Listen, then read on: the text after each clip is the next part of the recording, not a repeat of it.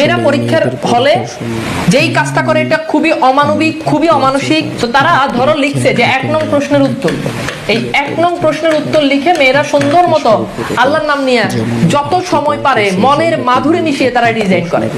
এই ডিজাইন আপা যারা রয়েছে, ডিজাইন আপুদের উদ্দেশ্যে বলতেছি, ডিজাইন করা যাবে না পরীক্ষার হলে। 1 নং প্রশ্নের উত্তর লিখছো, এভাবে দাগ টেনে দাও, শেষ।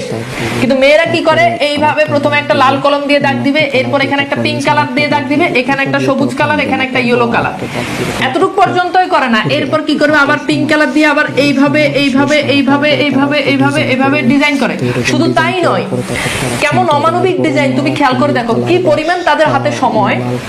পিঙ্ক কালার কলম দিয়ে এরকম দাগ টানে, এরপর রেড কালার কলম দিয়ে আবার এইভাবে দাগ টানে। এই হচ্ছে তাদের ডিজাইন, বুঝছো? তো এইসব ডিজাইন আপা যারা আমার ক্লাস করতেছো, দয়া করে পরীক্ষার হলে ডিজাইন করে টাইম নষ্ট করার দরকার নাই। ডিজাইন করলে মার্ক কাটা যাবে, মার্ক বেশি তো দিবেই না, উল্টা কাইটা দিব।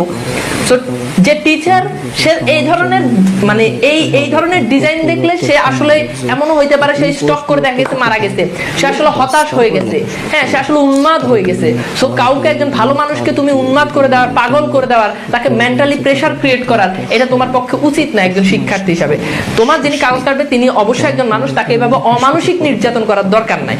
সে যদি পারতো তাহলে তোমাকে সেই মানে সে যদি তোমাকে, তো সে পাচ্ছে না, পারলে সে তোমাকে বলতো, তোমার হাতে একটা পিস্তল দিয়ে বলতে, মামুনি তুমি আমাকে মেরে ফেলো, আমার বেঁচে থাকার কোনো অধিকার নাই।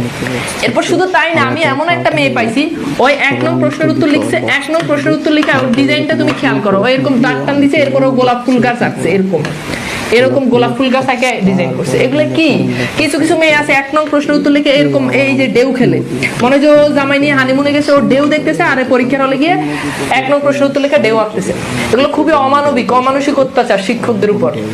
এই কাজগুলো করবা না, নাম্বার পাবা না, বুঝছো?